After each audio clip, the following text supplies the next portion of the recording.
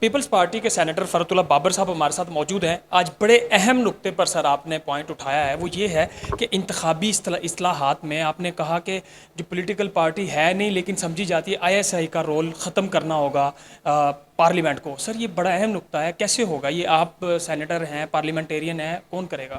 دیکھیے، یہ بات میں نے کوئی پہلی بار نہیں کہی، اور تمام سیاسی جماعتوں نے وقتاً فوقتاً یہ اعتراض اٹھایا ہے کہ اسٹیبلشمنٹ اور انٹیلیجنس کے ادارے پولیٹیکل مینیپولیشن اور الیکٹورل مینیپولیشن میں انوالوڈ رہے ہیں.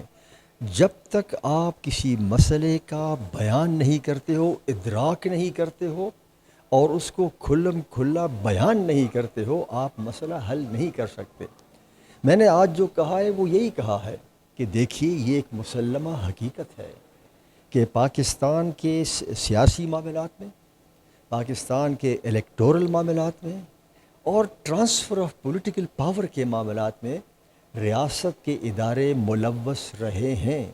اگر یہ ملوث نہ ہوتے تو پھر یہ جو بیانات آتے ہیں بعض اوقات سیکیورٹی اسٹیبلشمنٹ کی جانب سے کہ اب کوئی مداخلت نہیں ہے، اس کا مطلب کہ اعتراف تو ہے نا کہ یہ ہوتا رہا ہے اور یہ ہوتا ہے. تو میری تجویز یہ تھی کہ دیکھیے، اگر انٹیلیجنس کے اداروں پر تمام سیاسی جماعتوں کو یہ شک ہے، یقین ہے، تو پھر آپ قانون سازی کریں اور انٹیلیجنس کے اداروں کو قانون کے تحت لائیں کہ ان کا جو مینڈیٹ ہے کہ بھئی اس انٹیلیجنس کے ادارے کا یہ کام ہے، اور اگر اس مینڈیٹ سے تجاوز کرے گا تو یہ اکاؤنٹیبلٹی ہے. اور یہ کوئی نئی بات نہیں ہے. 2015 میں دسمبر میں سینٹ کے 104 ممبران نے متفقہ طور پر باقاعدہ قانون کا مسودہ بھی بنایا ہے، اور اس سے پہلے بھی سینٹ کی ہیومن رائٹس کمیٹی نے 2013 میں کیا تھا. 10 سال ہو گئے ہیں.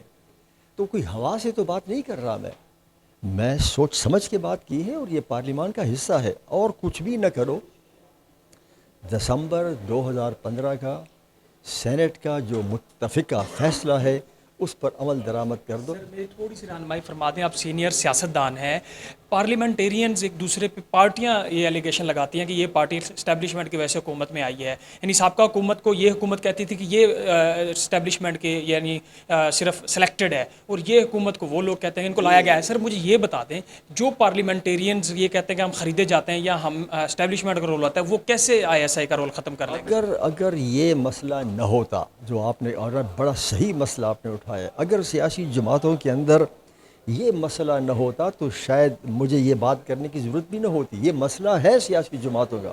اور اگر آپ نے غور کیا ہو تو میں نے تو آج یہ بھی کہا ہے کہ سیاسی جماعتوں کے اندر بھی اصلاحات ہونی چاہیے. یہ انفارچونیٹ ریالٹی ہے کہ ہماری سیاسی جماعتیں جو ہیں وہ بھی غیر جمہوری، غیر منتخب اداروں کی طرف دیکھتی ہیں جب وہ چاہتی ہیں. یہ بالکل حقیقت ہے، اور سیاسی جماعتوں کو اس کا تدارک کرنا ہوگا، کیونکہ اگر سیاسی جماعت خود جا کے ان کی مدد اور معاونت چاہے اور ان کو دعوت دے کہ آؤ آپ سیاسی امور میں مداخلت، پھر تو یہ معاملہ چلتا رہے گا. تو بیسک چیز تو ان کی ہے. اس لیے میں نے دونوں کہا ہے کہ سیاسی جماعتوں میں بھی اصلاحات اور انٹیلیجنس کے اداروں کو قانون کے تحت. تھینک یو سو مچ جی. سینیٹر بابر اللہ فرحت صاحب ہمارے ساتھ موجود تھے، جن سے ہم بات کر رہے تھے کہ یہ بڑا اہم نقطہ ہے.